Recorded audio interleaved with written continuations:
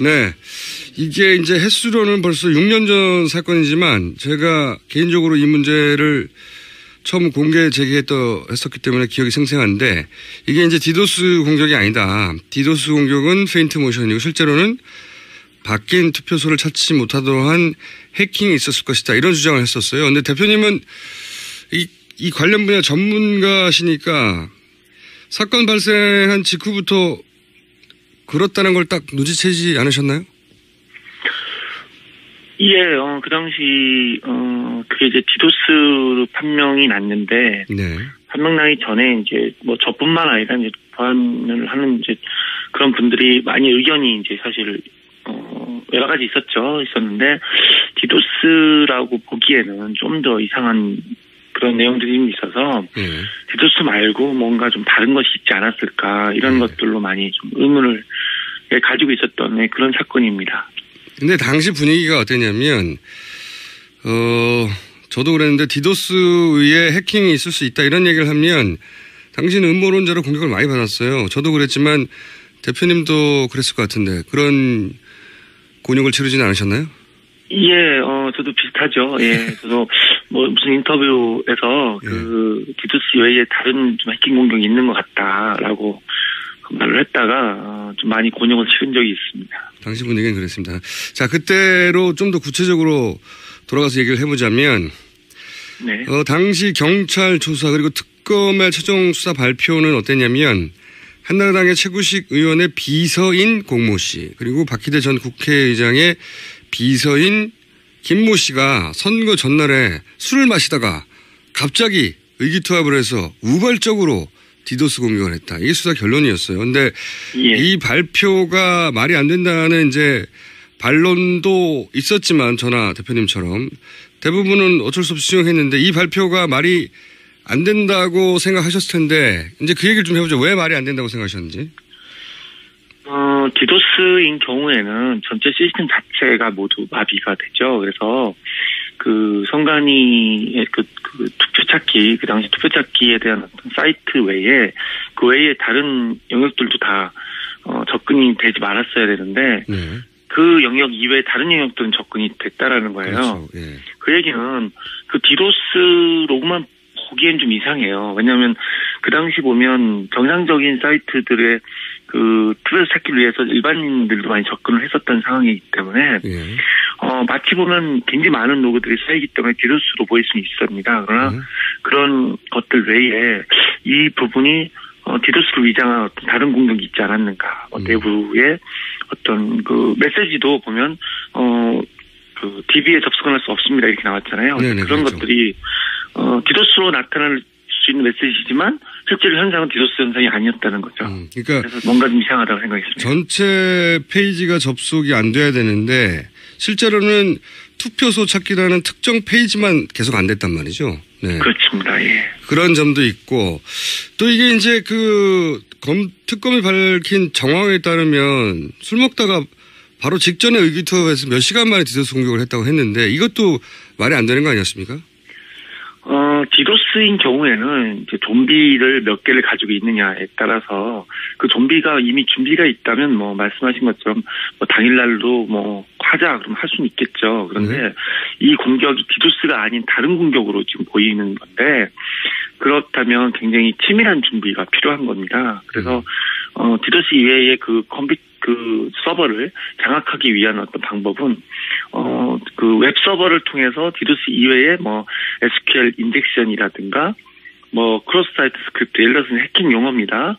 그래서 뭐 그 안에 있는 어떤 그 지리어 다시 말하면 어떤 명령을 주고받는 명령어를 위변조를 한다든가 또는 그 선관위 직원들을 일일이 다 누구인지 확인을 해서 그들에게 이메일을 보내든가 해서 그 사람들에 대해서 특성 코드 즉 그 내부의 컴퓨터를 좀비로 만들어서 이렇게 들어오는 그런 방법들을 써야 되기 때문에 오랜 시간이 걸리지 그렇게 간단하게 하루 만에 이렇게 할 수 있다는 건 좀 이치에 맞지 않습니다.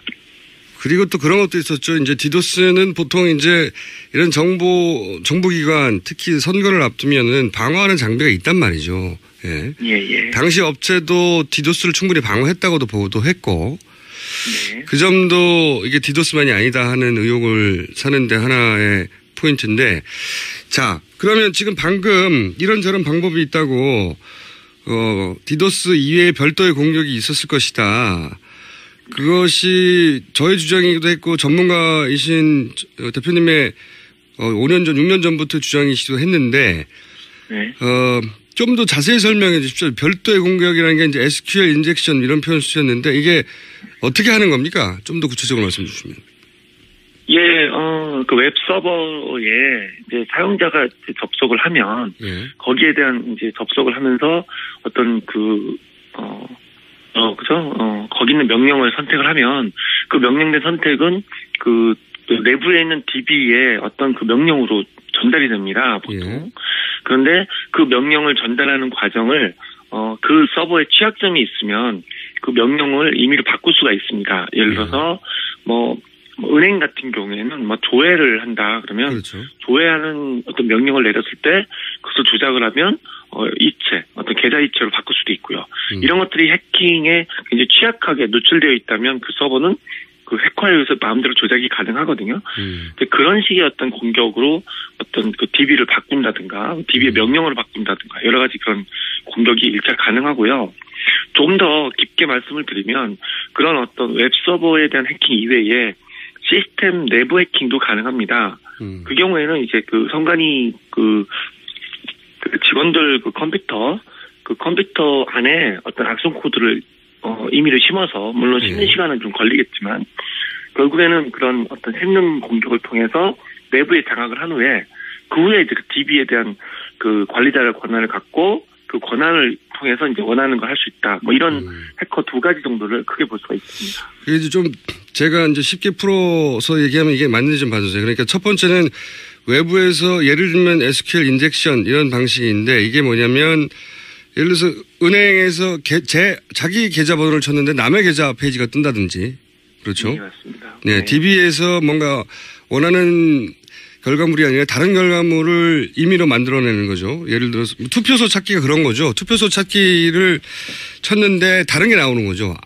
예, 그렇습니다. 오류 페이지라든가 이게 이제 외부의 공격이고 내부에서 공격은 그 내부자의 그 노트북이나 컴퓨터를 장악을 한 다음에 그 내부자 컴퓨터에서 이제 DB에 들어가서 그 연결을 끊어버린다든가 다른 연결로 이어준다든가 이런 거죠. 예, 맞습니다. 예. 네. 정확히 표현하셨습니다. 자, 근데 이제 이런 해킹의 결과가 뭐냐면 이제 당시 젊은 직장인들이 출근하기 전에 이제 투표하려고 바뀐 투표소 위치 검색을 해야 하는데 그 투표소 찾기 기능을 딱 누르면 바뀐 투표소 주소가 나와야 되는데 그게 안 나오니까 어딘지 몰라서 투표를 못 하게 되는 거란 말이죠. 그렇게 되면 이제 그 결과가 젊은 세대에서 상대적으로 지지율이 높았던 박원순 후보의 당선 확률은 좀 떨어지고 상대적으로 나경원 후보의 당선율은 올라가고 이게 선거에 개입하는 행위인 거죠. 그래서 넘어갈 수가 없는 건데 제가 여기서 궁금한 것은 시사저널의 이제 제보자에 따르면 제보자는 그런 식으로 얘기했습니다. 특정 지역 투표율을 낮추는 게 궁극적인 목표였고 서울시장 재보궐은 테스트였을 뿐이다. 이런 얘기를 하거든요. 네네. 제보자의 말입니다.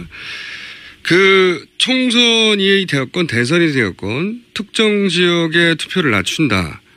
이런 거 실제 시도를 했다 안 했다가 아니라 기술적으로 이게 가능할 수 있는가의 관점에서만 얘기를 해 주시면 이게 기술적으로 가능합니까?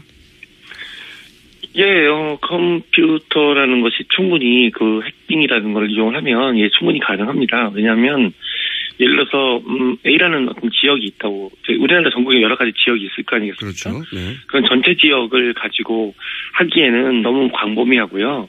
또 그렇게 됐을 때는 어떤 발각이 되거나 이럴 가능성이 높지만 어느 지역에 대해서만 임의로 조작을 좀 할 수 있다든가 이런 식으로 가능한데 예를 들어서 화면에 보이는 게 35% 정도 예를 들어서 그 보인다고 할 때 이것을 50%로 올릴 수 있는 거는 해킹으로서 가능합니다. 그런데 이제 보이는 것 이외에 그것이 전체적으로 묶여서 예를 들어서 발표가 나는 서버까지 장악을 하기 위해선 어떤 보이는 메시지 이외에 그 안에 DB 자체의 통째로 바꿔야 되기 때문에 그런 것들이 필요한데 이번에 디도스가 아닌 이번 선관위 그 디도스 그 화면 그거는 내부에 대한 어떤 DB를 바꾸려고 하는 시도가 있었다는 거죠. 그래서 충분히 가능한 걸로 말씀드릴 수 있습니다. 기술적으로 그러니까 뭐 이게 전부 다 설명하려면 좀 복잡하니까 제가 이제 간단하게 기술적으로만 가능하냐라고 여쭤봤는데 네. 그 복잡한 사정을 다 설명하기는 뭐 전문가가 아닌 청취자들 많으니까 좀 어렵지만 기술적으로는 가능하다는 이 말씀이신 거죠? 예, 충분히 가능합니다. 네. 이제 누가 했다는 얘기가 아니라 기술적으로는 가능하다는 이야기인 거고. 이게 네. 조금 전에 설명하신 뭐 그 SQL이라는 건 이제 DB 데이터베이스 뭐 정보를 이렇게 막 쌓을 때 네. 그 쌓을 때에 사용하는 언어인 거죠. 예. 컴퓨터 언어. 예, 그렇습니다. 그러니까 네. DB랑 어떤 컴퓨터하고 DB랑 대화를 하면서 통신을 해야 DB 정보를 읽어오거나 DB 정보를 활용할 수가 있는데 그때 사용하는 게 지리언입니다. 그러니까 네. 그 명령어를 SQL이라고 얘기를 합니다. 그 명령어에 대한 어떤 인젝션, 다시 말하면 그 명령어를 임의로 이렇게 조작을 해서 그 삽입을 함으로써 조작을 할 수 있다. 이런 해킹 기술입니다. 가로치기에서 A라는 명령어를 하는데 B라는 명령어로 가로치기를 하는 거겠죠. 예. 예, 맞습니다. 예. 그런 거를 활용하면 그 특정 지역의 투표를 낮추는 것도 기술적으로는 가능하다. 이런 말씀이신 거고. 예, 화면에 보일 때는 이제 아무래도 그렇게 되겠죠. 그런데 만약에 전체적인 DB 그 내용을 다 가지고 바꾸려고 한다면, 공격자가 그렇게까지 마음을 먹었다면 DB 자체도 바꿔버려야 되기 때문에. 통째로. 예. DB를 똑같은 걸 복사를 해서 DB에 대해서는 모양이 똑같이 만들면 그 안에 꽉 차 있거나 아니면 비어 있거나 그 똑같이 만들 수가 있거든요. 그렇게 해놓고 연결을 끊어서 다른 곳으로 연결을 했을 땐 마치 DB가 똑같은 DB인데 뭐라고 할까요? 좀 내용이 다른 내용으로 이렇게 화면에 보일 수가 있는 거죠. 그럼 예를 들어서 과거에 왜 투표함을 통째로 바꿔치기 있지 않습니까? 물리적으로. 예. 그거를 그 인터넷상에서 그걸 통째로 바꾸는 것 같은 효과를 내는 겁니다. 예, 맞습니다. 그거랑 굉장히 유사합니다. 예. 그러니까 이제 그 지역은 A라고 하는 형태의 DB, 그러니까 그 안에 유권자가 몇 명이고 뭐 이렇게 쭉 이런 정보여야 하는데 그 전체를 바꿔버린 거죠. 다른 걸로. 그렇습니다. 예. 그런 것도 기술적으로는 가능하다. 예. 그 또 시사저널 제보자에 따르면 이분은 이때 공격에 참여했던 분으로 이제 본인이 이야기를 했고 보도가 됐는데 네. 이게 이제 어느 선거이든지 간에 이런 공격이 가능하고 더 중요한 이야기를 했는데 선거 때마다 이런 팀들이 항상 존재했었다 이런 언급을 했거든요. 굉장히 무서운 진술인데 이게 보안업계의 공공연한 비밀입니까? 공공연한 비밀이라기보다는 그런 내용들이 실제로 많이 있습니다. 왜냐하면 저한테도 그런 제안이 왔었던 적도 있고. 아, 그래요? 예. 직접 이렇게 직접적으로 기술적인 얘기는 아니지만 간단히 그런 제안들도 온 적이 있습니다.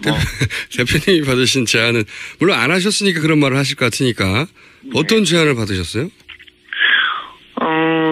예를 들어서 어느 지역에 이제 지역을 보면 서로가 이제 그 경쟁적으로 선거 운동을 하지 않습니까? 예.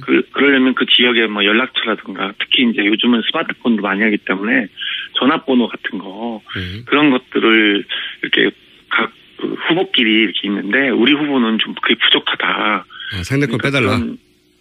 그런 것들을 좀 해달라. 가능하냐, 기술적으로. 그러면 이제 이렇게 말씀드리죠. 기술적으로는 가능한데, 저희는 안 합니다. 이렇게 얘기를 하죠. 근데 이제 그런 제안이 왔을 때, 누군가는 또 돈이 필요하거나, 그런 제안에 혹하면 할 수도 있는 거 아니겠습니까? 또 그런 요구가 있다는 거는 누군가 하기니까 그런 요구가 있는 거 아닌가 생각이 듭니다. 그래서 공공연하게 그런 것들은 비밀 아닌 비밀도 다 있습니다.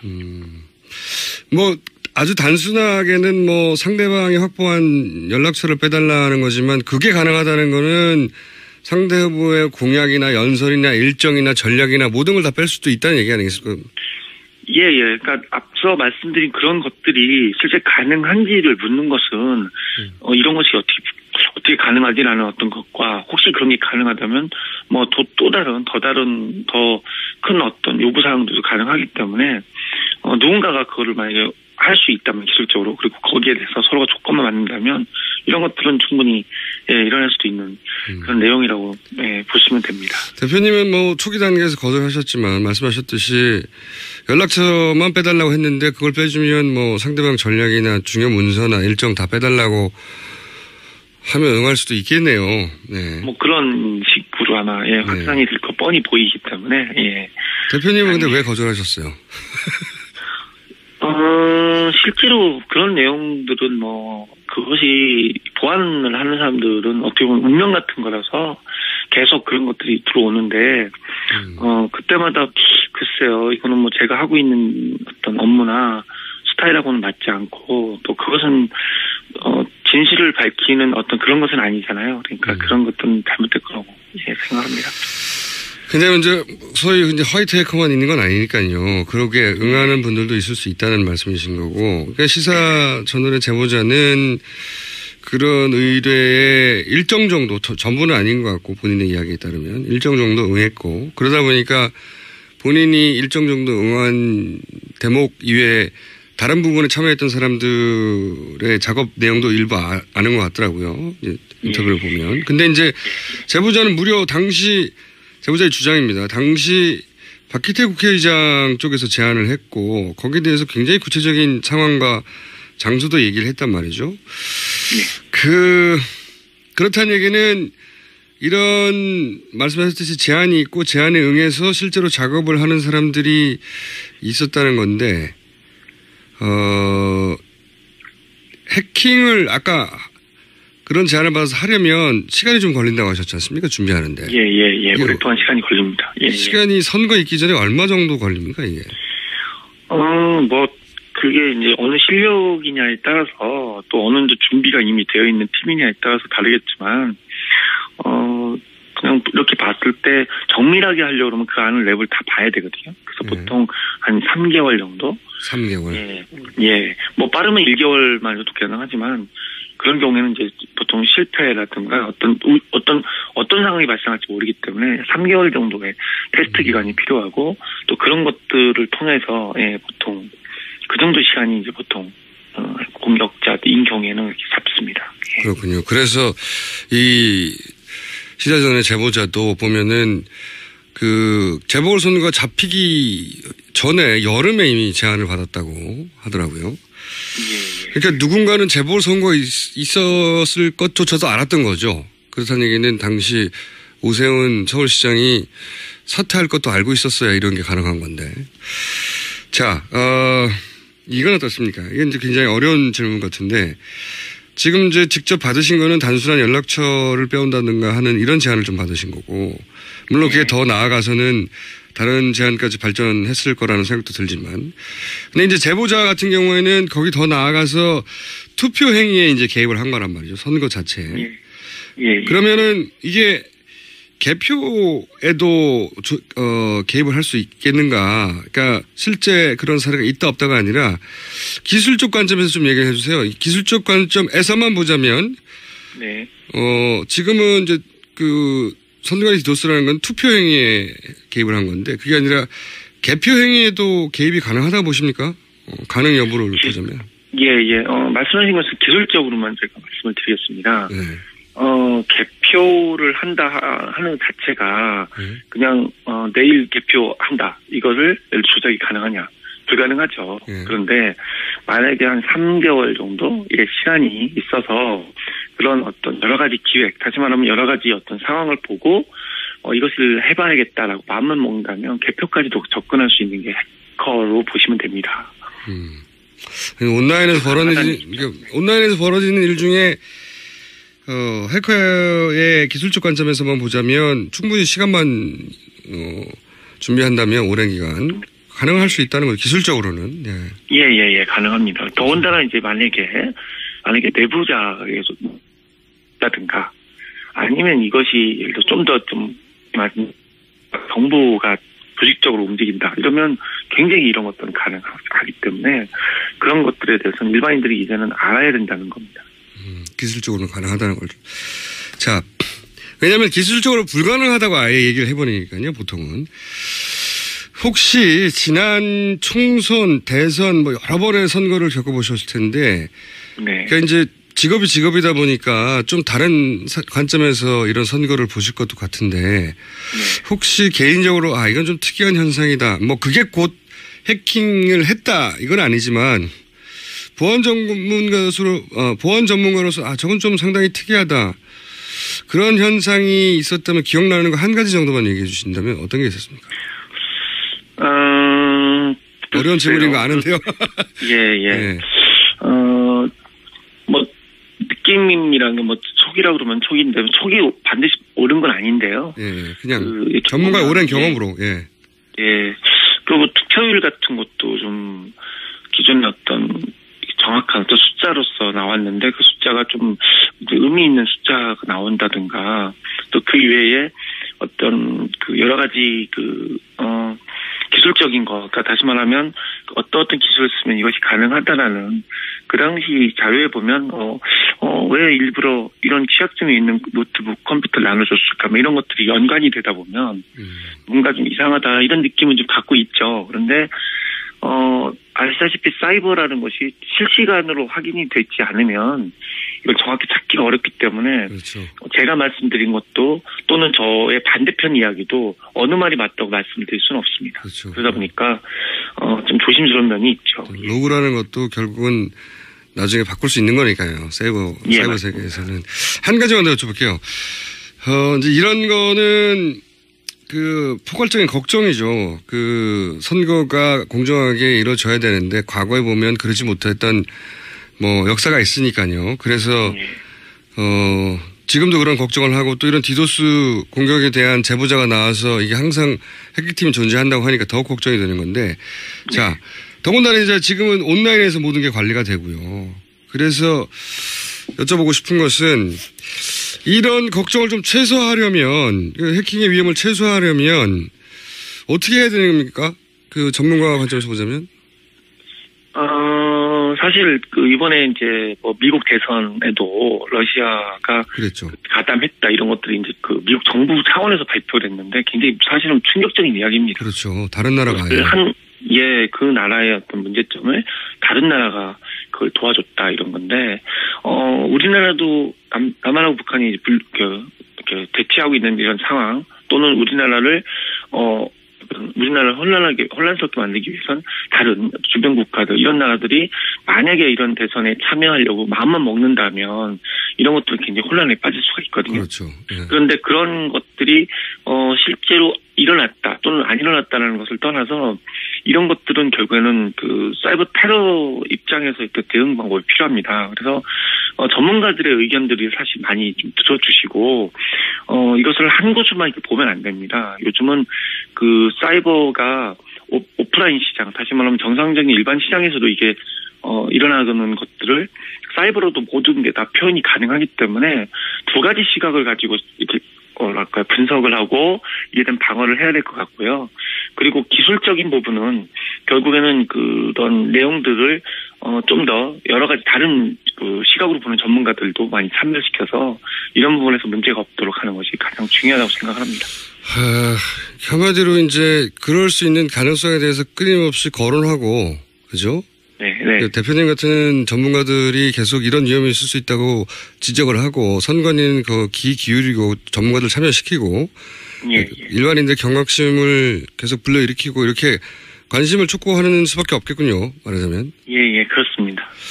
디도스 이야기부터 한번 해볼게요. 디도스가 사실은 디도스가 아닌 디도스죠. 시사저널 보도에 의하면은 시사저널이 선관위 디도스 사건을 5년 동안 추적했답니다. 서울시장 당시 보궐선거는 연습게임이었고 2012년 4.11 총선이 메인 타겟이었다. 그리고 심지어 박희태가 주동자였다. 당시 국회의장이었는데. 그러니까. 근데 이제 더 핵심은 기사 안으로 들어가 보면은 이런 게 있습니다. 실제로 디도스가 아니었다. 이게 더 핵심이에요. 디도스는 위장용이었다. 네. 선택적으로 선관위 전체 사이트가 안 되는 게 아니라 투표소를 알아보는 거기만 안 됐었던 거잖아요. 그러니까 디도스는 그냥 이거 자체가 다 망그러져야 되는 게 디도스인데 디도스라고 알려졌으나 실제로는 디도스가 아닌 상황이라는 거죠. 근데 굉장히 충격적이에요. 그때로서는 그러니까 뭐 최구식 당시 한나라당 의원의 그냥 비서관 1명, 그리고 박희태 당시 국회의장의 비서관 1명, 그렇게 둘이서 IT 업계의 한 사람과 같이 이거를 했다. 원래 그랬어요. 이게 단순히 검찰 수사만 한 것도 아니고 당시에도 특검 조사까지를 해가지고서 나온 결론이 그냥 이거였었어. 그리고 당시에 박희태는 내가 뭐가 답답해서 내가 원래 이제 국회의장은 그 당을 떠나잖아요. 당 소속이 아니잖아. 국회의장을 하려면.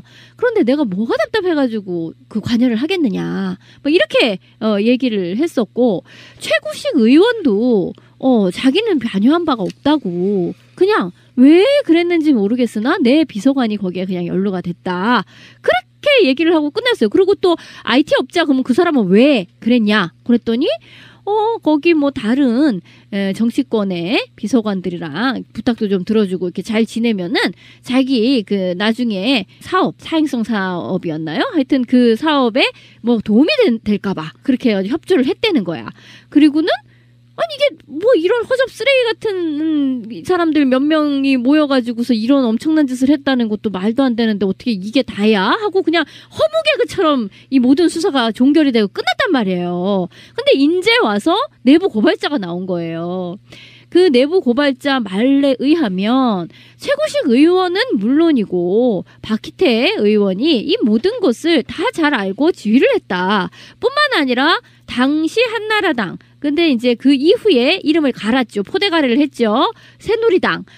그 수뇌부도 다 이거를 알고 있었다. 그리고 이거는 연습 게임이었고 다음 해 4월에 있을 총선이 본 게임용이었다라는 얘기를 정말 진진한 이야기를 밝힌 거야. 그러니까 그 짓거리들에 동원되어 있는 팀이 여러 개 있었고 그중에 디도스를 맡은 팀만 처벌을 받은, 팀이 워낙 커버리면 말이 새나갈 수가 있어서 각자 임무만 조금씩 주고 서로 간에 팀들은 서로 모르게 만들어 놓고, 그래서 디도스라는 걸로, 왜냐하면 디도스라는 것이 일상적으로 일어나요.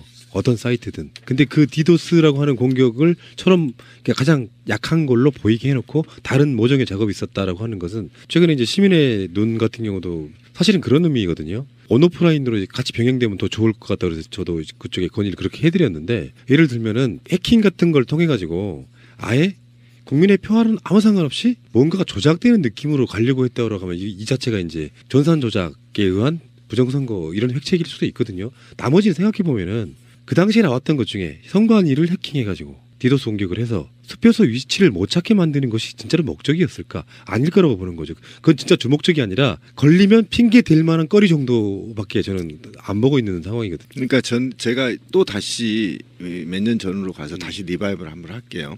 그러니까 국가 나라망이라는 게 있어요. 나라망은 케이트를 통해서 특별망으로 갑니다. 국가 공조직에 깔려 있는 망은 우리가 지금 여기에서 쓰는 인터넷과 다르다고요. 외부하고. 그러니까 일단 내부로 통해서 국가 전산센터를 통해서 외부로 나가게 됩니다. 이해가시죠? 근데 여기에서도 더 특화된 게 선관위 서버예요. 그런데 선관위 아까 디도스 성격에 대해서 얘기를 했는데, 디도스는 하나의 디도스 악성 프로그램을 통해서 거기에서 상대방 PC를 컨트롤하거나 또는 상대방에 내가 공격하고자 하는 서버나 PC를 다운시켜버리거나 쓰지 못하게 만들어버리는 방식이란 말이에요. 그런데 분명히 말씀드리지만 이 선관위 디도스는 내부 적이 있어야 돼요. 문을 열어줘야 됩니다. 쉽게 말하면.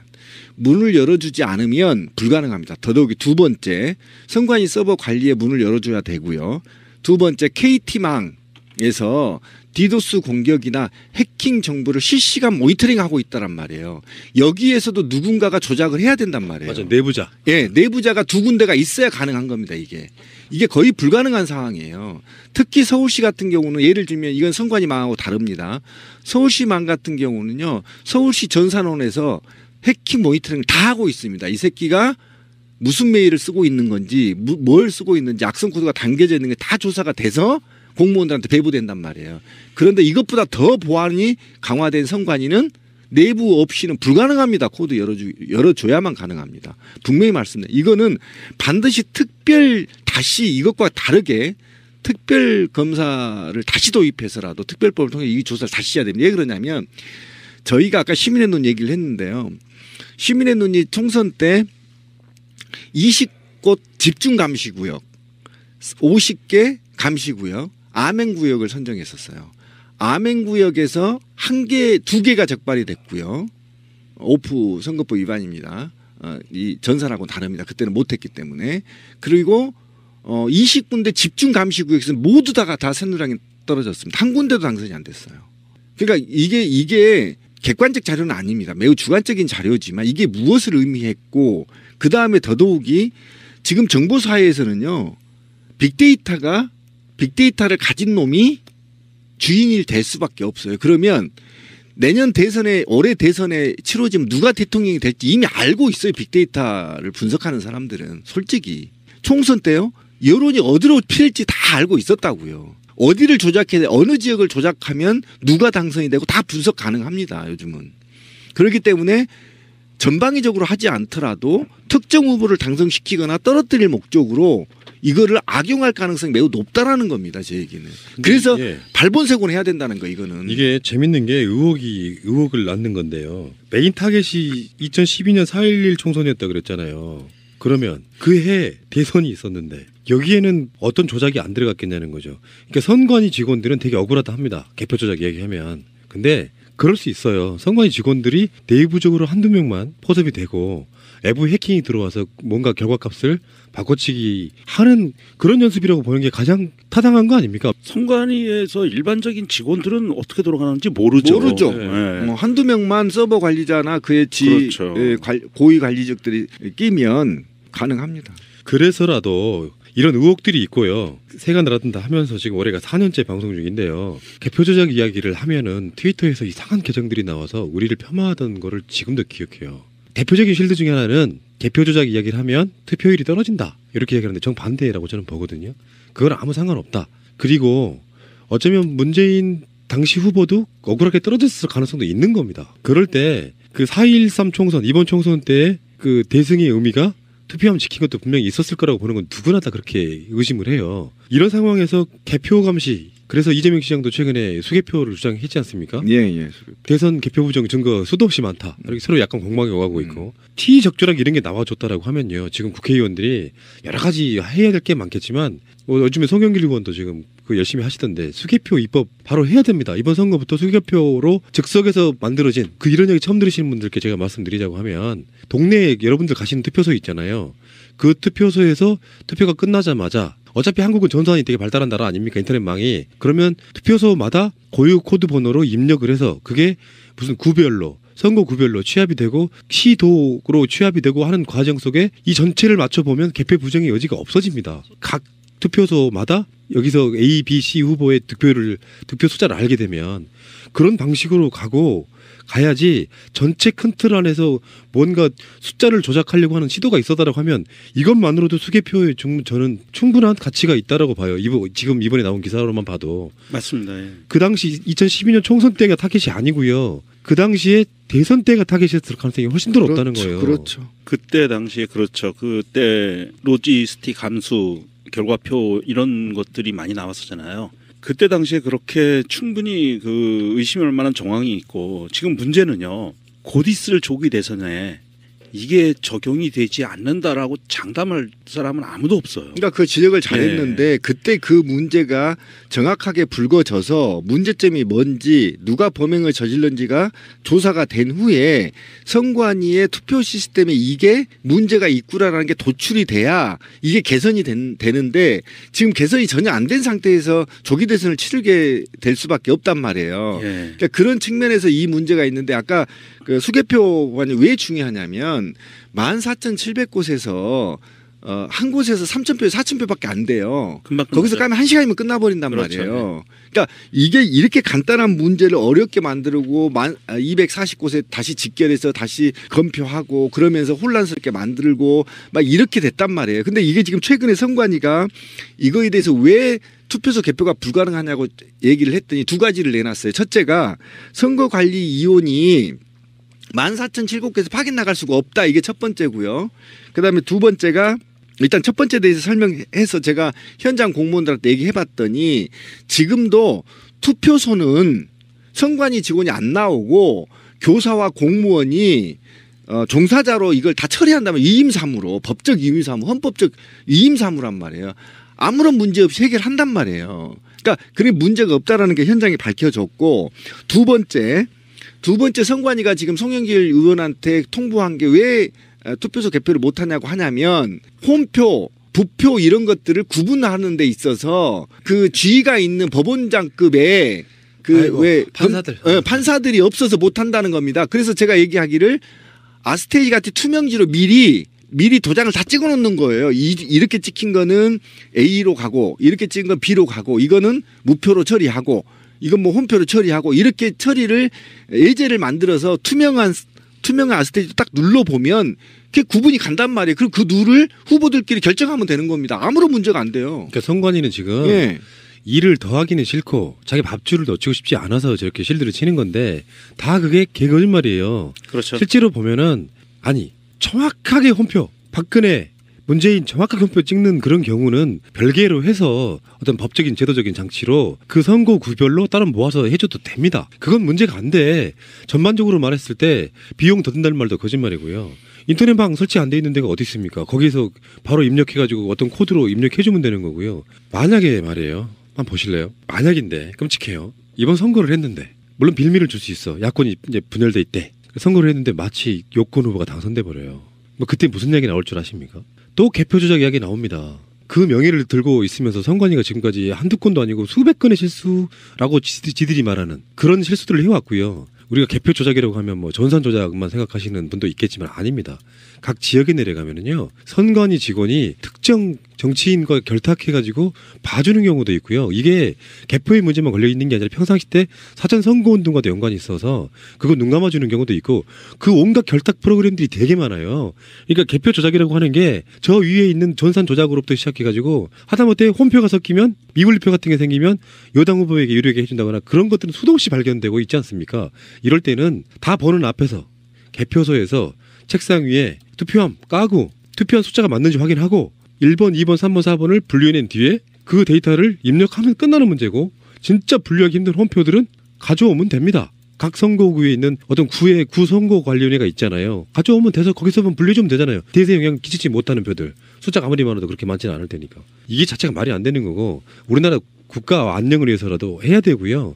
외국도 똑같이 그렇게 하고 있습니다. 이번 미국 대선을 보면 도널드 트럼프가 당선되기는 했지만 러시아로 추정되는 해커들이 미국의 일리노이주하고 애리조나주 선관위 홈페이지에 대한 사이버 공격을 했었다는 맞아요. 그런 것도 있고요. 중요한 거 한 가지가 나왔습니다. 영국 BBC에서 보도가 나왔는데 지난 12월 7일에 아프리카에 있는 가나 대통령 선거가 있었는데 선관위 홈페이지가 해커한테 공격을 받았어요. 그러니까 사이버 공격을 받아가지고 투표 결과가 조작된 결과가 공지가 됐습니다. 그래서 그걸 근데 선관위에서 뒤늦게 그래도 그걸 찾은 거예요. 잘못됐다는 거를. 거긴 선관위가 찾았네. 양심적인 거죠. 그래서 다시 그 원데이터를 복구해서 정정해가지고 그 공지를 올리고 트윗을 올리고 이랬어요. 그래서 가나 선관위에서 트윗 올린 거 보면 이렇게 올라와 있습니다. This is fake. This is fake. This is not from the EC disregard completely. 이렇게 해가지고 이건 가짜다. 가짜 결과다라고 자기들의 그 해킹받았던 그 데이터에 대해서 정정하는 공지를 올려요. 최근에 벌어진 일입니다. 여기에서 보면 54.78%, 43.49% 이렇게 나왔어요. 실제로 이렇게 지금 계속 돌아가고 있는 거고 전산에 대한 해킹은 계속 돌아가고 있고 선거에 대한 조작도 계속 이루어지고 있는 거고 전 세계적으로 이거는 정말로 현장 수개표, 투표소 수개표만이 답인 것 같아요. 그 외에는 전산을 믿을 수가 없으니까. 예, 근데 그게 지금 한국에서 벌어졌는데 한국에서 벌어진 거 아닙니까? 지금 A 선거 투표함이 개표소에 도착하지 않았는데 선관위에서는 지금 20% 30% 개표하고 있다 이렇게 나온 게 지금 100군데가 되는 거잖아요. 이게 지금 강동원 의원이 대한민국 국회 본회의실에서 발표한 겁니다. 만약에 그렇죠. 여중에 허위 사실이 한 가지만 있었다면 이미 구속돼서 구속됐을 거예요. 그런데도 불구하고 하지 못한 이유는 이게 팩트거든요. 그러면 문제는 지금 가나다인데 어딘지는 모르겠지만 이 사건이 거기서 케이스로 나타났다면 먼저 한국에서 나타난 겁니다. 이걸 단지 그렇죠. 예. 우리나라 정치권이 너무 무서워서 이걸 못 건드는 겁니다. 솔직히 얘기해 볼까요? 정치인들 있잖아요. 성관이가 갑입니다. 말을 못 한다는 거예요. 맞아요.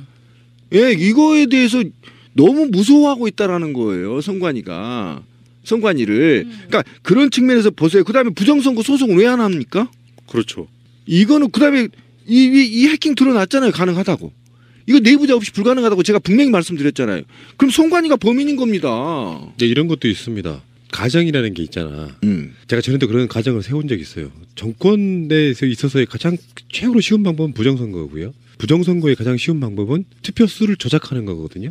근데 그 모든 행위가 없었다고 치더라도 가장 정권이 바뀌면 무서울 수 있는 사람들은 어떤 방법이든 찾을 겁니다. 당연히 그렇죠. 그 방법 중에 만약에 정권을 바꾸는 데 있어서 개표를 조작해버린다고 하면 이것만큼 무서운 음모는 없는데요. 이런 이야기를 자꾸 떠들어줘야 시도를 못한다는 그 예방 효과가 있다는 말씀드리고 싶은 거지. 개표 조작 이야기하면 투표율이 떨어진대. 그건 말도 안 되는 그 누가 만들어낸 그 논리입니까 그게. 실제로 우리나라 역사상이요. 이승만도 4.19가 개표 조작이었어요. 그렇죠. 3.15 부정선거. 그리고 많이 드러나지 않았지만 박정희가 그렇게 총 맞아 죽어버렸기 때문에 드러나지 않았지만 박정희 정권 내에서도 각종 중간중간에 개표 조작 굉장히 사건이 거예요. 많았어요. 예. 아니 드러난 것도 있어요. 부정선거가. 그리고 지금 심지어 6.29 선언 있고 나서 노태우 당선된 것도 개표 조작이 있었다라고 의심하는 사람들이 있습니다. 그러니까 총선 같은 경우는 뭐가 이상이 있으면 그 지역만 다시 까면 되잖아요. 근데 대선은 14,700 깔 수가 없어요.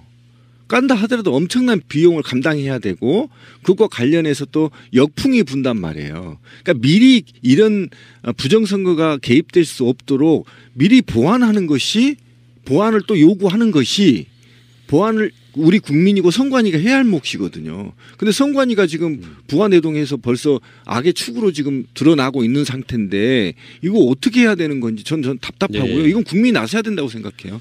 지금 저희가 100만인 서명도 하고 있기 때문에 제발 좀 들어와셔서 하셔서 빨리 이게 지금 법안으로 좀 될 수 있도록 해야 된다는 거죠. 디지털이 빠르고 좋은 시절이 있었고요. 그 디지털이 왜곡되면 조작이 가장 쉽다는 말씀을 드려보고 싶습니다. 사람 손으로 직접 세서 눈으로 확인하고 그 숫자를 올리는 것. 제 성격 같아서는 수개표를 한 뒤에 그 숫자를 봉인해가지고 경찰 호의를 받아서 한꺼번에 모아서 다시 그걸 모으는 과정. 전산에 아예 그게 개입이 안 됐으면 좋겠다 할 정도로 저는 지금에 신뢰하지 않습니다. 디지털 시대의 한계일 수도 있다고 생각이 듭니다. 네.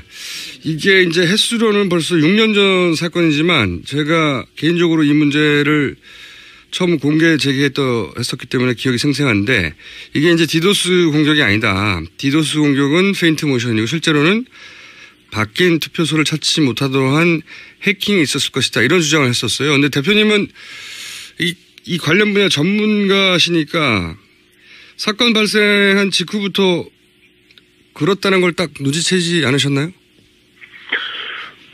예, 그 당시, 그게 이제 디도스로 판명이 났는데, 네. 판명 나기 전에 이제 뭐 저뿐만 아니라 이제 보안을 하는 이제 그런 분들이 많이 의견이 이제 사실, 여러 가지 있었는데, 디도스라고 보기에는 좀 더 이상한 그런 내용들이 있어서, 디도스 말고 뭔가 좀 다른 것이 있지 않았을까, 이런 것들로 많이 좀 의문을 가지고 있었던 그런 사건입니다. 근데 당시 분위기가 어땠냐면, 저도 그랬는데 디도스의 해킹이 있을 수 있다 이런 얘기를 하면 당시는 음모론자로 공격을 많이 받았어요. 저도 그랬지만 대표님도 그랬을 것 같은데 그런 곤욕을 치르지는 않으셨나요? 예, 저도 비슷하죠. 예, 저도 뭐 무슨 인터뷰에서 그 디도스 외에 다른 좀 해킹 공격이 있는 것 같다라고 말을 했다가 좀 많이 곤욕을 치른 적이 있습니다. 당시 분위기는 그랬습니다.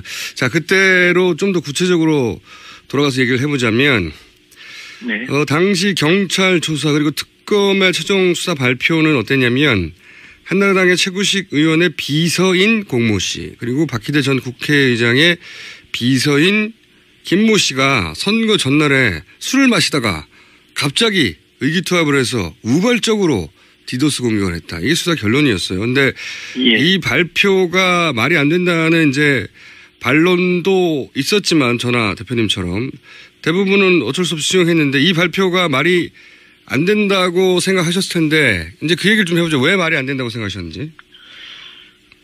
디도스인 경우에는 전체 시스템 자체가 모두 마비가 되죠. 그래서 그 선관위의 그 투표 찾기, 그 당시 투표 찾기에 대한 어떤 사이트 외에 그 외에 다른 영역들도 다 접근이 되지 말았어야 되는데 그 영역 이외에 다른 영역들은 접근이 됐다라는 거예요. 그렇죠. 예. 그 얘기는 그 디도스로만 보기엔 좀 이상해요. 왜냐하면 그 당시 보면 정상적인 사이트들의 그 투표 찾기를 위해서 일반인들도 많이 접근을 했었던 상황이기 때문에 마치 보면 굉장히 많은 로그들이 쌓이기 때문에 디도스로 보일 수는 있습니다. 그러나 그런 것들 외에 이 부분이 디도스를 위장한 어떤 다른 공격이 있지 않았는가. 내부의 어떤 그 메시지도 보면 그 DB에 접속을 할 수 없습니다 이렇게 나왔잖아요. 네네, 그런 그렇죠. 것들이 디도스로 나타날 수 있는 메시지지만 실제로 현상은 디도스 현상이 아니었다는 거죠. 그러니까 그래서 뭔가 좀 이상하다고 생각했습니다. 전체 페이지가 접속이 안 돼야 되는데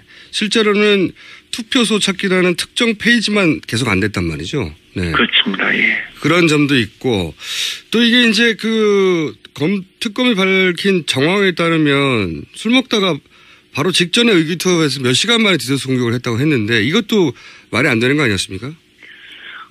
디도스인 경우에는 이제 좀비를 몇 개를 가지고 있느냐에 따라서 그 좀비가 이미 준비가 있다면 뭐 말씀하신 것처럼 뭐 당일날도 뭐 하자 그럼 할 수는 있겠죠. 그런데 이 공격이 디도스가 아닌 다른 공격으로 지금 보이는 건데 그렇다면 굉장히 치밀한 준비가 필요한 겁니다. 그래서 디도스 이외에 그 서버를 장악하기 위한 어떤 방법은 그 웹 서버를 통해서 디도스 이외에 뭐 SQL 인젝션이라든가 뭐 크로스 사이트 스크립트 예를 들어서 해킹 용어입니다.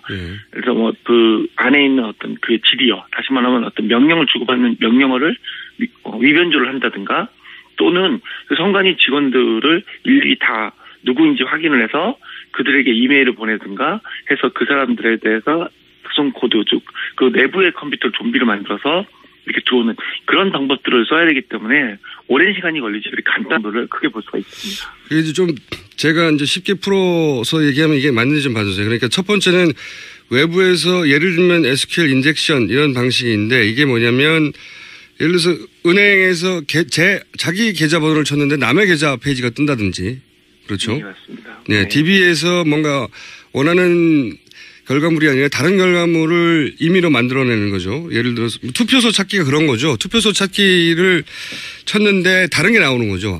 뭐 예, 그렇습니다. 오류 페이지라든가 이게 이제 외부의 공격이고 내부에서 공격은 그 내부자의 그 노트북이나 컴퓨터를 장악을 한 다음에 그 내부자 컴퓨터에서 이제 뭐 DB에 들어가서 그 연결을 끊어버린다든가 다른 연결로 이어준다든가 이런 거죠.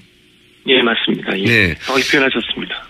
자, 근데 이제 이런 해킹의 결과가 뭐냐면 이제 당시 젊은 직장인들이 출근하기 전에 이제 투표하려고 바뀐 투표소 위치 검색을 해야 하는데 그 투표소 찾기 기능을 딱 누르면 바뀐 투표소 주소가 나와야 되는데 그게 안 나오니까 어딘지 몰라서 투표를 못 하게 되는 거란 말이죠. 그렇게 되면 이제 그 결과가 젊은 세대에서 상대적으로 지지율이 높았던 박원순 후보의 당선 확률은 좀 떨어지고 상대적으로 나경원 후보의 당선율은 올라가고 뭐 이게 선거에 개입하는 행위인 거죠. 그래서 넘어갈 수가 없는 건데 제가 여기서 궁금한 것은 시사저널의 이제 제보자에 따르면 제보자는 그런 식으로 얘기했습니다. 특정 지역 투표율을 낮추는 게 궁극적인 목표였고 서울시장 재보궐은 테스트였을 뿐이다. 이런 얘기를 하거든요. 네네. 제보자의 말입니다. 그 총선이 되었건 대선이 되었건 특정 지역의 투표를 낮춘다. 이런 거 실제 시도를 했다 안 했다가 아니라 기술적으로 이게 가능할 수 있는가의 관점에서만 얘기를 해 주시면 이게 기술적으로 가능합니까? 예, 컴퓨터라는 것이 충분히 그 해킹이라는 걸 이용하면 예, 충분히 가능합니다. 왜냐하면 예를 들어서 A라는 어떤 지역이 있다고 우리나라 전국에 여러 가지 지역이 있으나게 하루 만에 이렇게 할 수 있다는 건 좀 이치에 맞지 않습니다. 그리고 또 그런 것도 있었죠. 이제 디도스는 보통 이제 이런 정보기관 특히 선거를 앞두면은 방어하는 장비가 있단 말이죠. 예. 예. 당시 업체도 디도스를 충분히 방어했다고도 보도했고 네. 그 점도 이게 디도스만이 아니다 하는 의혹을 사는데 하나의 포인트인데 자, 그러면 지금 방금 이런저런 방법이 있다고 디도스 이외에 별도의 공격이 있었을 것이다. 그것이 저의 주장이기도 했고 전문가이신 대표님의 5년 전, 6년 전부터 주장이시기도 했는데 네. 좀 더 자세히 설명해 주십시오. 별도의 공격이라는 게 이제 SQL 인젝션 이런 표현을 쓰셨는데 이게 어떻게 하는 겁니까? 좀 더 구체적으로 말씀해 주시면. 예, 그 웹 서버에 이제 사용자가 이제 접속을 하면 예. 거기에 대한 이제 접속을 하면서 어떤 거기 있는 명령을 선택을 하면 그 명령된 선택은 그 내부에 있는 DB에 어떤 그 명령으로 전달이 됩니다, 보통. 예. 그런데 그 명령을 전달하는 과정을 그 서버에 취약점이 있으면 그 명령을 임의로 바꿀 수가 있습니다. 예를 들어서 은행 같은 경우에는 조회를 한다 그러면 그렇죠. 조회하는 어떤 명령을 내렸을 때 그것을 조작을 하면 어떤 계좌 이체로 바꿀 수도 있고요. 이런 것들이 해킹에 굉장히 취약하게 노출되어 있다면 그 서버는 그 해커에 의해서 마음대로 조작이 가능하거든요. 그런 식의 어떤 공격으로 어떤 그 DB를 바꾼다든가, DB의 명령어를 바꾼다든가, 여러 가지 그런 공격이 일차 가능하고요. 좀 더 깊게 말씀을 드리면 그런 어떤 웹 서버에 대한 해킹 이외에 시스템 내부 해킹도 가능합니다. 그 경우에는 이제 그 선관위 그 직원들 그 컴퓨터 안에 어떤 악성 코드를 임의로 심어서 물론 심는 시간은 좀 걸리겠지만 결국에는 그런 어떤 샘는 공격을 통해서 내부에 장악을 한 후에 그 후에 이제 그 DB에 대한 그 관리자의 권한을 갖고 그 권한을 통해서 이제 원하는 걸 할 수 있다. 이런 해커 두 가지 정도아니겠습니까? 그렇죠. 네. 그건 전체 지역을 가지고 하기에는 너무 광범위하고요. 또 그렇게 됐을 때는 어떤 발각이 되거나 이럴 가능성이 높지만 어느 지역에 대해서만 임의로 조작을 할 수 있다든가 이런 식으로 가능한데 예를 들어서 화면에 보이는 게 35% 정도 예를 들어서 보인다고 할 때 이것을 50%로 올릴 수 있는 거는 해킹으로서 가능합니다. 그런데 이제 보이는 것 이외에 그것이 전체적으로 묶여서 예를 들어서 발표가 나는 서버까지 장악을 하기 위해선 어떤 보이는 메시지 이외에 그 안에 DB 자체의 통째로 바꿔야 되기 때문에 그런 것들이 필요한데 이번에 디도스가 아닌 이번 선관위 그 디도스 그 화면 그거는 내부에 대한 어떤 DB를 바꾸려고 하는 시도가 있었다는 거죠. 그래서 충분히 가능한 걸로 말씀드릴 수 있습니다. 기술적으로 그러니까 이게 전부 다 설명하려면 좀 복잡하니까 제가 이제 간단하게 기술적으로만 가능하냐라고 여쭤봤는데 그 복잡한 사정을 다 설명하기는 전문가가 아닌 청취자들 많으니까 좀 어렵지만 기술적으로는 가능하다는 이 말씀이신 거죠? 예, 충분히 가능합니다. 네. 이제 누가 했다는 얘기가 아니라 기술적으로 가능하다는 이야기인 거고.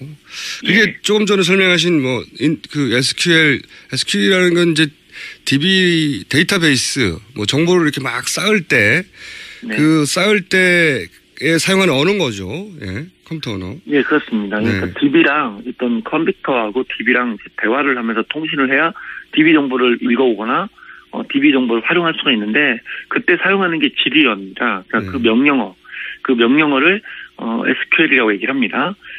그 명령어에 대한 어떤 인젝션, 다시 말하면 그 명령어를 임의로 이렇게 조작을 해서 그 삽입을 함으로써 조작을 할 수 있다. 이런 해킹 기술입니다. 가로치기에서 A라는 명령을 하는데 B라는 명령으로 가로치기를 하는 거겠죠. 예, 맞습니다. 예. 그런 거를 활용하면 그 특정 지역의 투표를 낮추는 것도 기술적으로는 가능하다 이런 말씀이신 거고. 예, 화면에 보일 때는 이제 아무래도 그렇게 되겠죠. 그런데 만약에 전체적으로